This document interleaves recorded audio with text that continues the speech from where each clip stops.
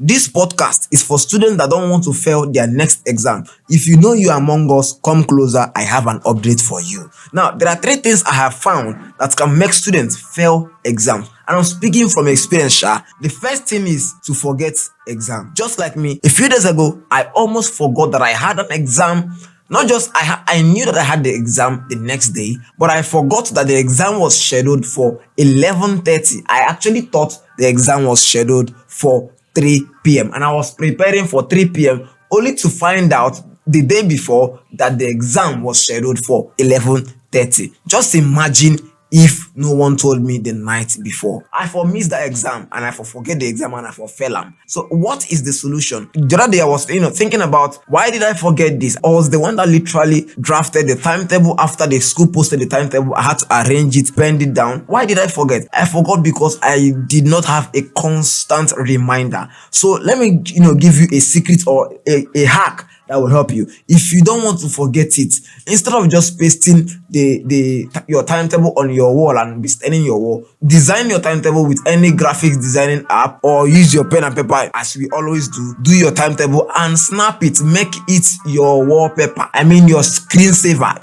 So that immediately you open your screen, the first thing you are seeing is your timetable. Are you getting me? That way you will not forget or miss any exam. Are you hearing me now? This might save you if you pay attention to it. Don't forget this. The next thing is, you might not forget the exam, but do you know that you can enter the exam and write and still fail? Why? First impression. I found out about this some days ago. Do you know that your first impression matters even inside the exam hall? The first thing you write will make or mar you if you don't pay attention to it. Let me explain. Whenever you are given an exam question, you started by writing balablu. Immediately, you've painted a picture that, oh boy, you know sabi wetin they write. Lecturers are human beings, and every human being works on what we call the halo effect. And that halo effect is that we always judge things based on our first experience with that thing. Just like going to a party now, the first rice you test, if you know sweet, you wouldn't even be moved to test the other rice from other coolers.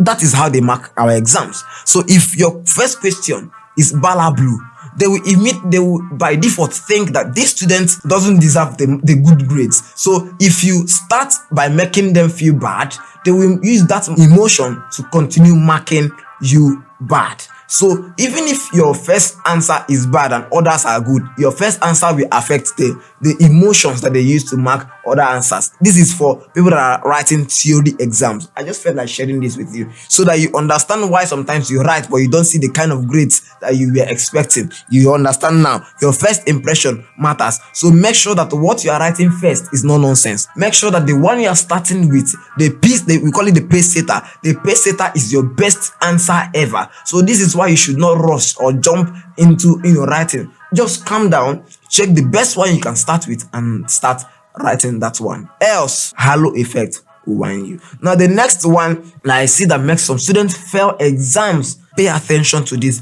because it affected me. I was so fast to write exams that I forgot that there were questions at the back of the question paper. You see them. In as much as we are encouraged to be fast, no one told you to rush. Be fast and don't rush. Whenever you are giving your question paper, there are little human errors that affect. Things like not writing your range number, things like not checking the back of your question paper to see if the question actually ended in the front page. Are you getting me? Sometimes there may be a question at the back that you could answer, just like me now. The last time this thing happened to me, the question that the number 7 question was very, very easy, but it was at the back and I did not check it.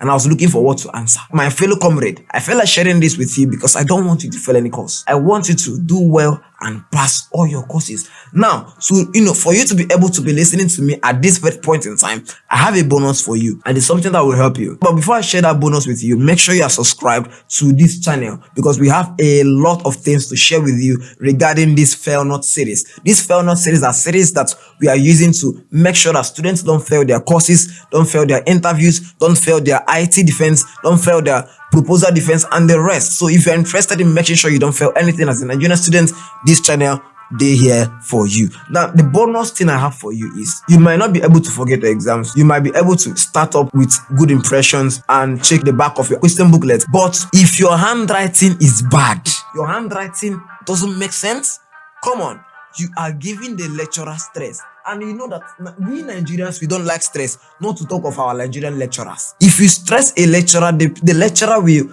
out of benevolence, not want to stress himself, give you what is in his mind. If a lecturer is struggling to understand your wonderful points, come on now, they won't even struggle to give you a low grade. I just want you to understand this. Work on your handwriting.